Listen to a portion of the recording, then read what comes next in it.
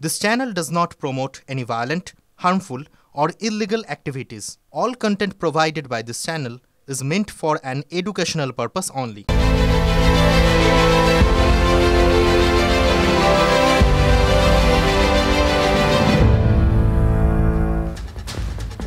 TV9 বাংলায় স্বাগত। ঠোঁটকাটা নিয়ে আপনাদের সঙ্গে রয়েছি আমি শর্মিষ্ঠা। দিন কাটছে, সময় কাটছে, ঘন্টা পেরোচ্ছে, কিন্তু আরজিকর কাণ্ডে নতুন কি হচ্ছে?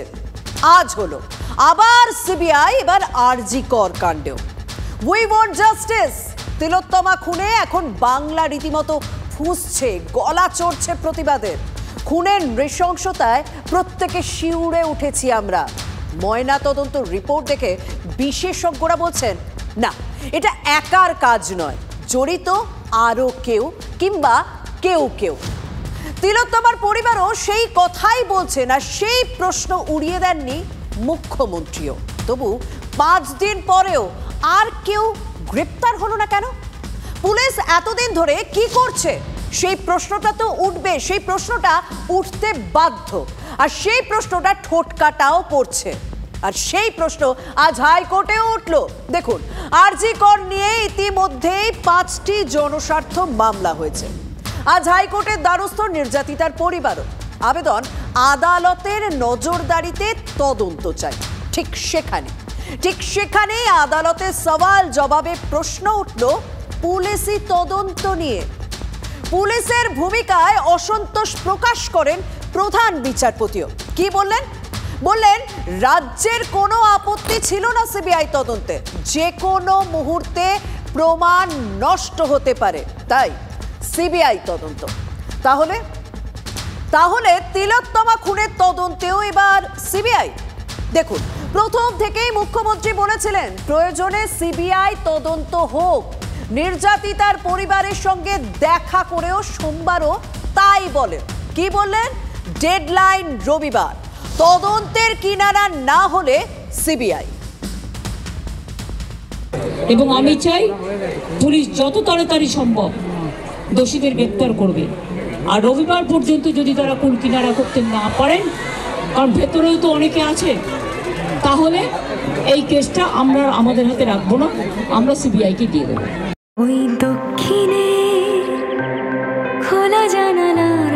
গাঙ্গুলি গ্রুপ আপনার পছন্দ বোঝে।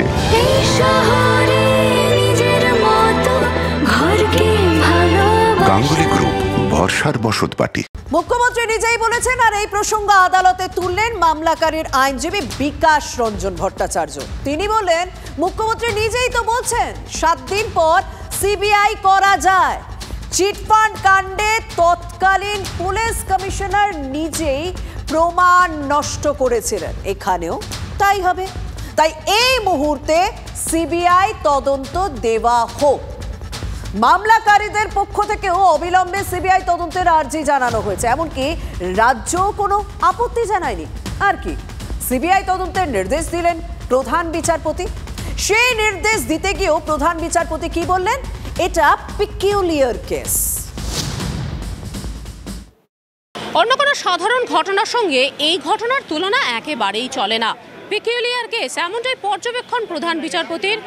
অত্যন্ত বিরলতম ঘটনা, আর তার জন্যই আপাতত পুলিশের হাত থেকে সিবিআইকে তদন্তভার দেওয়া হলো। খুব খুশি যে ছাত্রদের পরিবারের সমাজের প্রথম দাবি মিটেছে আপাতত। সিবিআই সে কী করবে রাতারাতি? সিবিআইকে সে একইভাবে ঘোল ঘাটানো হবে। সারদা কাণ্ড দেখেননি? সারদা কাণ্ড সমাপ্ত হয়েছে। সিবিআই যা মানে দিদি তো হাফ ছেড়ে বাঁচল। খুন আছে, সন্ত্রাস আছে, এগুলো কিনারা করতে পারেননি মুখ্যমন্ত্রী, সেটাও মনে করে দিয়েছিলেন। কিন্তু আদালত যখন দিয়েছেন তখন সিবিআই তদন্ত করবে। একই সঙ্গে এজলাসে দাঁড়িয়ে সঙ্গে সঙ্গে সিবিআই এর আইনজীবীকে কেস ডায়েরি নেওয়ার নির্দেশ দিলেন প্রধান বিচারপতি। কিন্তু তবু মানুষের স্যাটিসফ্যাকশনের জন্য যদি কেউ ভাবতে পারে যে পুলিশ ঠিক মতো করতে পারছে না, যদিও Calcutta police is the best police in the world. মানুষের স্যাটিসফ্যাকশন বা বিশ্বাসের জন্যই সিবিআই তদন্তের নির্দেশ। সোমবারে মুখ্যমন্ত্রীও একথাই বলেছিলেন। মঙ্গলবার সেই বিশ্বাসের কথা উঠল হাইকোর্টেও। সিবিআই তদন্তের নির্দেশ দিয়ে প্রধান বিচারপতি বললেন, সাধারণ মানুষের বিশ্বাস নষ্ট হতে দিতে পারা যাবে না। কাল সকাল 10:30টার মধ্যে সিসি ক্যামেরা সহ যাবতীয় নথি তুলে দিতে হবে সিবিআইকে, তাহলে মানুষের বিশ্বাস। সেই কথাই তো সোমবার বারবার বলেছিলেন মুখ্যমন্ত্রী, আর সেই কথা বলতে গিয়ে প্রশ্ন তুলেছিলেন সিবিআই এর সাকসেস রেট নিয়েও। আজ প্রশ্ন ধরে ধরে সেই প্রত্যেকটা প্রশ্নের জবাব দিলেন বিরোধী দলনেতা।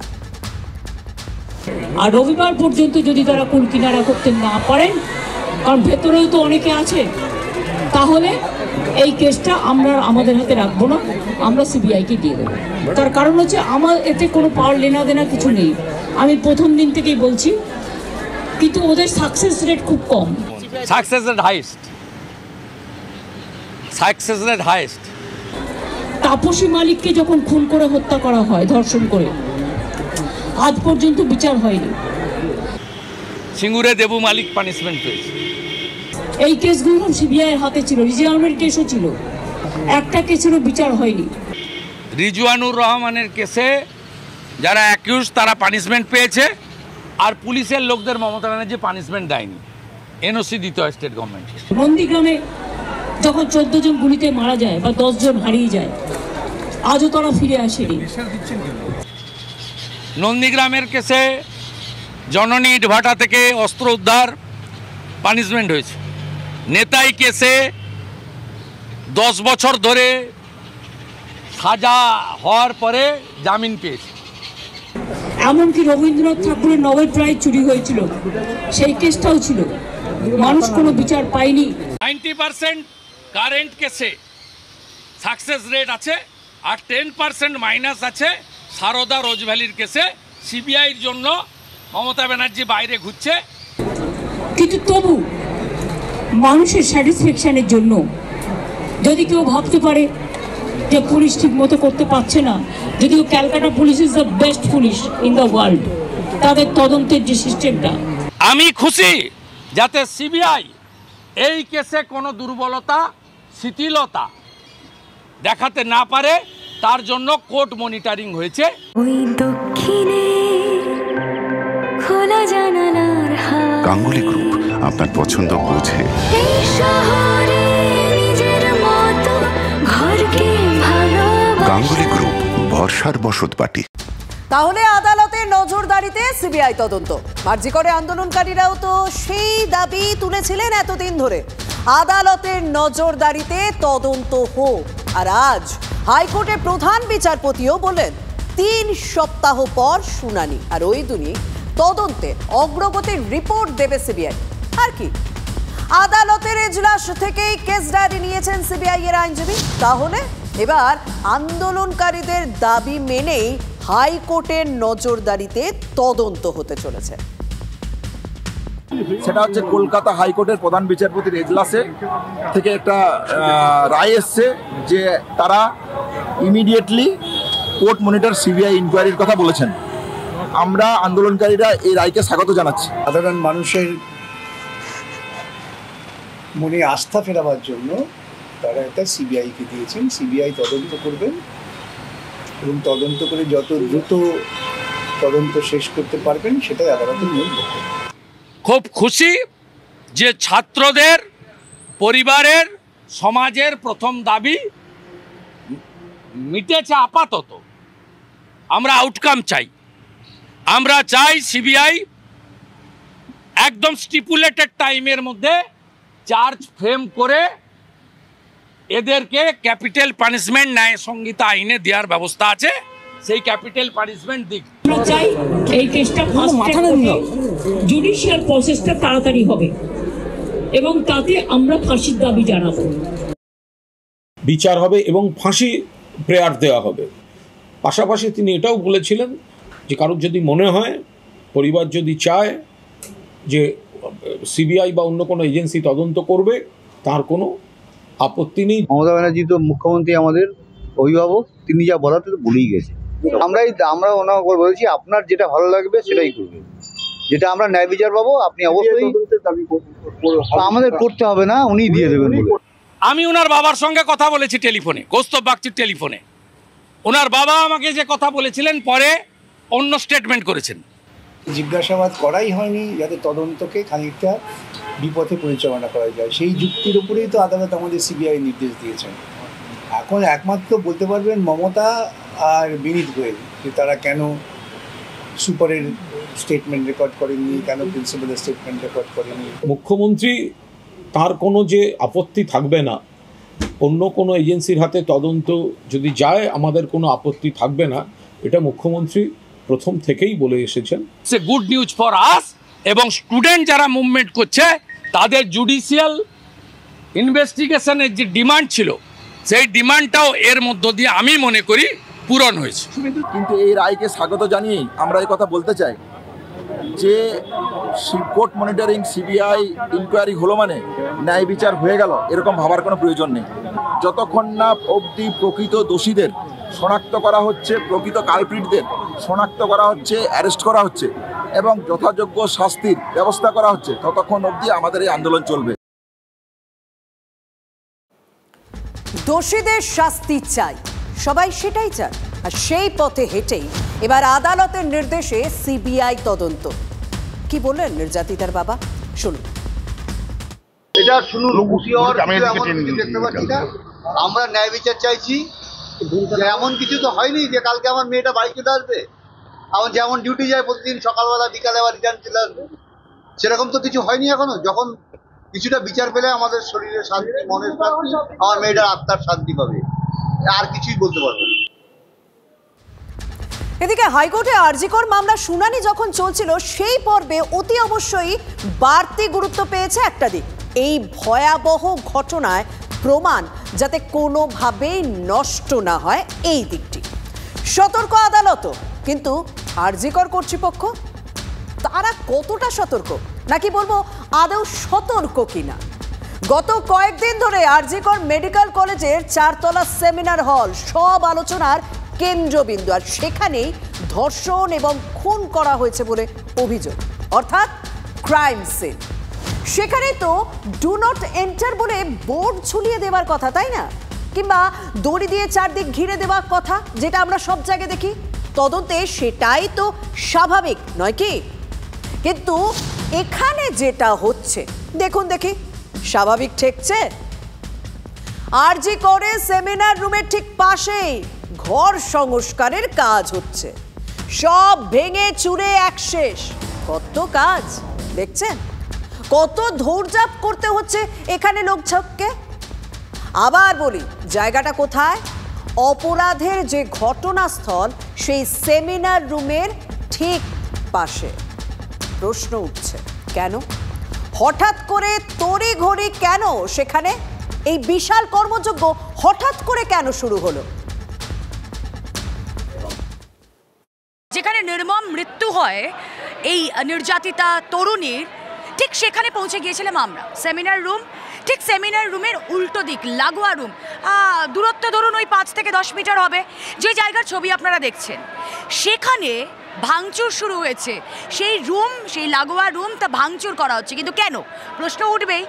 ভাঙচুর করা হচ্ছে এই কারণে, কারণ সেখানে চিকিৎসক পড়ুয়াদের জন্য বিশ্রামের ঘর তৈরি হবে, রেস্টরুম তৈরি হবে। তা ভালো কথা, রেস্টরুম হলে তাদেরই কিছুটা সুবিধা হবে। কিন্তু বিষয়টা হচ্ছে যে এই রেস্টরুম তৈরি করার কাজটা শুরু হয়েছে কবে থেকে? 10ই আগস্ট থেকে।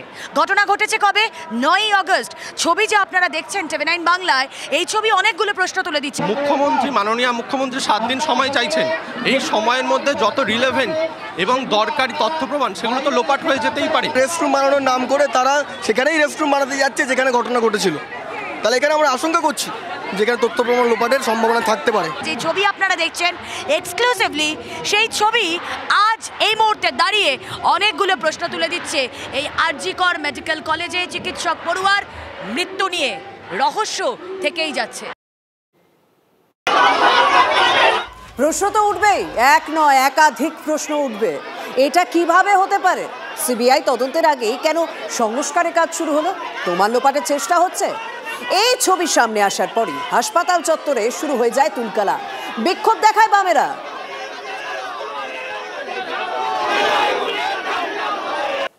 আমরা ওদের প্রমাণ লোপাট করতে দেবো না। আমাদের লিডারশিপরা ভেতরে ঢুকে দেখতে যাবে ওই ঘর ভাঙা হচ্ছে কিনা। ওই প্রমাণ লোপাট হচ্ছে, প্রমাণ লোপাট আমরা ওদের করতে দেবো না। নাকে সর্ষের তেল দিয়ে ঘুমিয়েছিলেন বলে ধর্ষণটা হয়েছিল, একটা প্রাণ ঝরে গেছিল, তার ন্যায্য বিচার পাওয়াতে আমরা এখানে এসেছি। প্রমাণ লোপাট আমরা করতে দেবো না। সেমিনার রুমে যে মারা গেল সেই সেমিনার রুম কেন ভাঙা হবে? তথ্য লোপাটের জন্য। কিসের জন্য ভাঙা হচ্ছে না আমাদের প্রশ্ন। সেমিনার হলের মাত্র 200 মিটারের মধ্যে এ হেন কর্মযোগ্য। বাহ, এই না হলে কাজের গতি? এত ভয়ঙ্কর ভিন্ন ঘটনা ঘটলো আর তারপরে ভেঙে চুরে সব নতুন করে গড়ার কাজ শুরু। বিষয়টা কি এত সহজ? এদিন বাম ছাত্র যুবদের বিক্ষোভের মধ্যেই তাদের মধ্যে কয়েকজন ভেতরেও যান। কি চলছে তা সরে জমিনে দেখতে। দীর্ঘদিন ধরে কোনো নিরাপত্তার জন্য কোনো রুম, কোনো ফ্রি রুম বানালেন না, আর আজকে দুপুরে সিবিআই এর কথা উঠতেই আর সব তথ্য প্রমাণ লোপাট করার জন্য ভেতর থেকে খবর আসছে যে ঘরগুলোকে ভাঙা হচ্ছে। এর থেকে আর বড় লজ্জার কিছু হয়? দায়িত্ব নিয়ে রুখেছি, দায়িত্ব নিয়ে। যতক্ষণ অবধি না এটা নতুন তদন্তকারী সংস্থার হাতে যাচ্ছে ততক্ষণ অবধি এই ট্যাম্পারিং এর সুযোগ থেকে যাচ্ছে। কোনো রকম ট্যাম্পারিং যাতে না হয়, নির্যাতিতা যাতে সঠিক বিচার পায় এবং সমস্ত মাথারা ধরা পড়ে, তার জন্যই আমরা ভেতরে কথা বলতে গেছিলাম। শুধু কিন্তু এরা বা পড়ুয়ারা নন, শুধু তাদেরই মনে আশঙ্কার মেঘ জমছে এমন কিন্তু নয়। প্রমাণ নষ্টের আশঙ্কাটা ঘুরছে সিনিয়র ডাক্তারদের মধ্যেও, এবং সন্দেহটা তারা খোলাখুলি বলছেন। শুনুন তাদের বক্তব্য।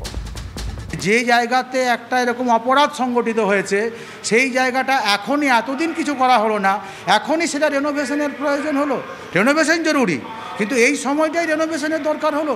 প্রশ্ন আমাদের নিশ্চয়ই থাকছে। চোখের চামড়াহীন মানে নির্লজ্জতা ছাড়া একে কি বলা যায়? এবং এই মুহূর্তেই ওখানে কেন দেওয়াল ভেঙে সবকিছু তথ্য লোপাট করার চেষ্টা হচ্ছে আমি জানি না। ধর্ষণ এবং খুন যেখানে হলো তার সামনেই একটি ঘর ভাঙার জন্য কিসের এত তাড়াহুড়ো? রহস্য তো সেখানেই। পুলিশও কিছুই বলল না, আটকানো হলো না। কলকাতা হাইকোর্ট এদিন সিবিআইকে তদন্তের ভার দেওয়ার সময় স্পষ্ট বলেছিল যে কোনো মুহূর্তে প্রমাণ নষ্ট হতে পারে। সে কারণেই কেন্দ্রীয় এজেন্সির হাতে দিয়ে দেওয়া হচ্ছে এই দায়িত্ব। কিন্তু তাতে কি দেরি হয়ে গেল? কি চলছিল আরজি করের চেস্ট মেডিসিন বিভাগে ঘটনার পর থেকে? সংস্কার নাকি আদতে প্রমাণ লোপাটের চেষ্টা চলছিল? সেমিনার হল, যে সেমিনার হলের কাছে ঘটনাটি ঘটেছে, যাকে আমরা আইনের ভাষায় বলি প্লেস অফ অকারেন্স, এটা তদন্তের পক্ষে একটা অত্যন্ত গুরুত্বপূর্ণ তথ্য, তাকে নষ্ট করার চক্রান্ত চলছে। আমি সঙ্গে সঙ্গে সিবিআই কর্তৃপক্ষকে জানিয়ে দিয়েছি। কলকাতা পুলিশ এবং কলকাতা পুলিশের কমিশনার বিনীত গোয়েল এত তাড়াহুড়ো করে বডিটাকে সেদিন পুড়িয়ে দিলেন, আমরা বুঝতে পারছি কারণটা। এবং মুখ্যমন্ত্রী রবিবার অবধি সময় চেয়েছেন, আমি জানি না কিসের সময় উনি চাইছেন। যেভাবে কেঁচো খুঁড়তে সাপ বেরোচ্ছে, তো যদি কোথাও কোনো অসঙ্গতি থেকে থাকে, সব চরিত্রগুলোই তো চোখের সামনে রয়েছে, সব ঘটনাক্রম চোখের সামনে রয়েছে। তো এখন সিবিআইয়ের হাতে দায়িত্ব গেছে, সিবিআই নিশ্চিতভাবে ব্যবস্থা নিক। ঠিক এই কারণেই আর বিলম্ব নয়। যে সময়টা মুখ্যমন্ত্রী বিনীত গোয়েলকে দিয়েছিলেন সেই অপেক্ষাটুকুও আর করতে চাইল না হাইকোর্ট। তড়ে ঘড়ে কলকাতা পুলিশের হাত থেকে সে কারণেই তদন্তভার সরিয়ে দেওয়া হলো। অনাস্থা? বিনীত গোয়েলকে যথেষ্ট ভরসাযোগ্য মুখ বলে মনে হয়নি আদালতের, নাকি মামলাকারীদের সম্মিলিত দাবি মেনেই সিবিআইকে এই মামলা দেওয়া হলো যাতে তদন্তের স্বচ্ছতা নিরপেক্ষতা নিয়ে বিন্দুমাত্র কারোর মনে সন্দেহ না থাকে? বিনীত গোয়েল কলকাতা পুলিশের কমিশনার, তিনি নিজে যেখানে আরজি করে তদন্তের খুঁটিনাটি দেখছিলেন সেখানে আপত্তি উঠল কেন? কারণ কামদুনি যোগ। কামদুনির সময় বিনীত গোয়েলই ছিলেন সিআইডি প্রধান, আর আজ সেই প্রসঙ্গ তুলে হাইকোর্টে বিরোধী পক্ষের আইনজীবী ফিরোজ এডুলজি দাবি করলেন, বর্তমানে যিনি কলকাতা পুলিশের কমিশনার বিনীত গোয়েল আগে সিআইডির আইজি ছিলেন, তার সময়ে কামদুনির ঘটনা ঘটেছিল। তিনি দায়িত্ব নিয়ে কামদুনি কাণ্ডের তথ্য প্রমাণ নষ্টের কাজ করেছিলেন। আর সেই বিনীত গোয়েল তদন্ত করলে আরজি কর কাণ্ডেও তথ্য প্রমাণ নষ্ট হওয়ার আশঙ্কা থেকে যাবে। কামদুনির কায়দাতেই তিনি মামলা সাজাচ্ছেন, তাকে সরানোর নির্দেশ দিক আদালত। আপনি বুঝলেন এ দোষী, পুলিশ জানে দোষী, আপনি শাস্তি দিচ্ছেন, কোর্ট শাস্তি দিল, কিন্তু তারপর তার তরফ থেকে আইনজীবীরা যদি শাস্তিটা চ্যালেঞ্জ করে আবার কোর্টে যায় তাহলে তো একটু বিলম্ব স্বাভাবিক। ফলে কামদুনির শাস্তি হয়নি যারা বলছেন তারা কিন্তু সম্পূর্ণভাবে মিথ্যাচার করছেন। যে ভয়ঙ্কর অভিযোগ ফিরোজ এডুলজি আদালতে দাঁড়িয়ে করেছেন বিনীতকে নিয়ে, সেই অভিযোগই আদালতের বাইরে করেছেন বিরোধী দলনেতা। আরজি কর যে জনস্বার্থ মামলাগুলি হয়েছে তার মধ্যে কিন্তু একটি মামলা শুভেন্দু অধিকারীরই করা। রেকর্ড এটাকে সুইসাইড কেস বলে তদন্তের আগে কনক্লুশন টেনে দিয়েছে ইউডি কেস। দিস ইজ মানে heinous crime by the Vineet Goel under the instruction of the police minister Mamata Banerjee. আমার প্রথম demand court monitoring CBI investigation immediately, যাতে অনেক এভিডেন্স ডিস্ট্রয় করেছে আর করতে না পারে। আর শুভেন্দুর দাবি মতোই শেষ পর্যন্ত হাইকোর্ট সিবিআই এর হাতেই তদন্তভার তুলে দিয়েছে। মুখ্যমন্ত্রী নিজেও বলেছিলেন কাউকে আড়াল করার নেই, ফলে সিবিআই নিয়ে কোনো আপত্তি রাজ্যেরও নেই। স্বচ্ছতার সঙ্গে তদন্তভার করার কথা বলেছিলেন পুলিশ কমিশনার নিজেও। এখন নানা ধরনের গুজব চারদিকে চলছে, মাল্টিপল লোক ইনভলভ আছে, কাউকে প্রোটেক্ট করার চেষ্টা করা হচ্ছে, 3 জনের সিমেন পাওয়া গেছে, all kinds of stories are floating. These are rumors. We are absolutely transparent as far as this is concerned. যদি কারো কোনো কোয়েরি থাকে আমাদের কাছে যোগাযোগ করতে পারে। সিপির প্রতিশ্রুতিতে যে কোনো রকম চিড়ে ভিজল না, আজ হাইকোর্টের নির্দেশনার পর কি বুঝতে বাকি থাকছে? কিন্তু এই অবিশ্বাসের বাতাবরণটা হঠাৎ করে তৈরি হলো কেন?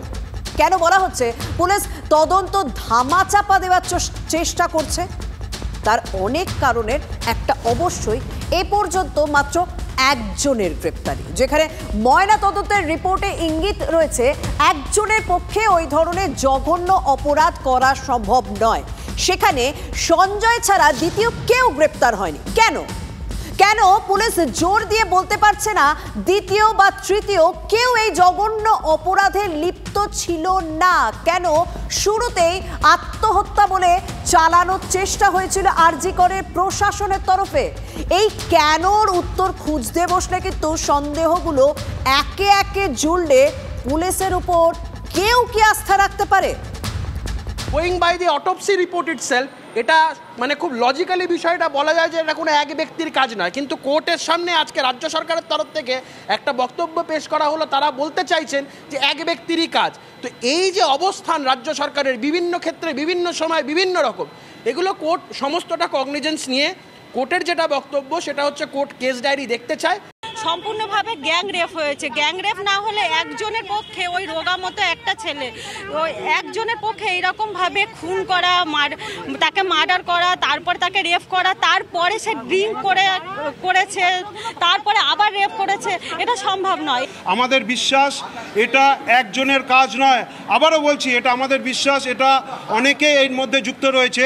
দিন থেকে আমরা দেখে আসছি যে ওনারা পুলিশ, আমাদের রাজ্য পুলিশ এই জিনিসটাকে ধামাচাপা দেওয়ার চেষ্টা করছে।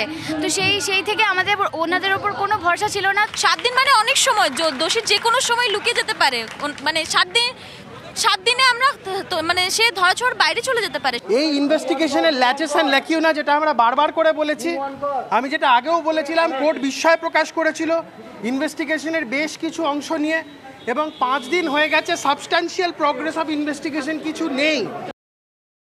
সত্যি তো আন্দোলনকারীদের মতো ঠোঁটকাটাও প্রশ্ন তুলছে, সঞ্জয় ছাড়া এখনো পর্যন্ত দ্বিতীয় কেউ গ্রেপ্তার হয়নি কেন? কেন পুলিশ জোর দিয়ে বলতে পারছে না দ্বিতীয় বা তৃতীয় কেউ এই জঘন্য অপরাধে লিপ্ত ছিল বা ছিল না? কেন শুরুতেই আত্মহত্যা বলে চালানোর চেষ্টা করেছিল আরজি করের প্রশাসন? এই কেনর উত্তর খুঁজতে বসেছে প্রত্যেকে, আর যে কারণে পুলিশের উপর আর কেউ আস্থা রাখতে পারছে না। ঘুরে ফিরে তোপের মুখে সেই বিনীত গোয়েল। বিজেপির অগ্নিমিত্রা তো আজ মারাত্মক অভিযোগ করলেন, ভয়ঙ্কর দাবি করছেন। তিনি কি বলছেন? প্রভাবশালী নেতার ভাগ্নেকে আড়াল করতেই মহিলা ডাক্তারের মৃতদেহ তড়িঘড়ি সৎকার করে দেওয়া হলো। তার জন্য শুভেন্দু বলছেন তদন্তের আওতায় সিপিকেও আনতে হবে। কেঁচো খুঁড়তে সাপ বেরোচ্ছে। আমরা সবাই জানি যে সিভিক ভলেন্টিয়ার সঞ্জয় রয়কে গ্রেপ্তার করা হয়েছে, কিন্তু শোনা যাচ্ছে কোনো টিএমসির প্রভাবশালী এমপি তার ভাগ্নে এর মধ্যে ডাইরেক্টলি ইনভলভড। সেই কারণেই কলকাতা পুলিশ এবং কলকাতা পুলিশের কমিশনার বিনীত গোয়েল এত তাড়াহুড়ো করে বডিটাকে সেদিন পুড়িয়ে দিলেন। আমরা বুঝতে পারছি কারণটা। আপনাদের কিছু যদি কোনো খবর থাকে এই লোকটার ইনভলভমেন্ট থাকতে পারে, we will absolutely look at it from all perspectives. We have nothing to hide. আদালতের কাছে সবাই মিলেই আমরা আজকে আর্জি জানাই যাতে কেস ডায়েরিটা আজকেই প্রডিউস করা হয়, কারণ এই মামলা যদি সিবিআইয়ের কাছে ট্রান্সফার হতে আরও দেরি হয় তাহলে আরও মামলাটির যা ভ্যালুয়েবল এভিডেন্স আছে সমস্ত নষ্ট হবে। যেভাবে state agency has failed to carry out the investigation, সেই জায়গা থেকে কোর্ট সিবিআইকে ইনভেস্টিগেশন করার কথা বলেছে। Please book immediately Vineet Goel, doctor SP Das এবং ডক্টর সন্দীপ ঘোষ। গোটা স্বাস্থ্য দপ্তরটা চালায় ডক্টর এসপি দাস, অলিখিতভাবে উনি চালান, এবং এই সন্দীপ ঘোষরা হচ্ছে উনার আশীর্বাদ ধন্য। আর হাইকোর্টের নির্দেশের পরে আরজিকর কাণ্ডে তদন্তভার নিয়ে নিল সিবিআই এর স্পেশাল ক্রাইম ব্রাঞ্চ। হাইকোর্টের নির্দেশের পর তারা যথেষ্ট তৎপর। টালা থানা থেকে এফআইআর কপি, নথিপত্র সংগ্রহ করলো সিবিআই। হাইকোর্ট থেকে কেস ডায়েরি সংগ্রহ করে সিবিআই এর স্পেশাল ক্রাইম ব্রাঞ্চ।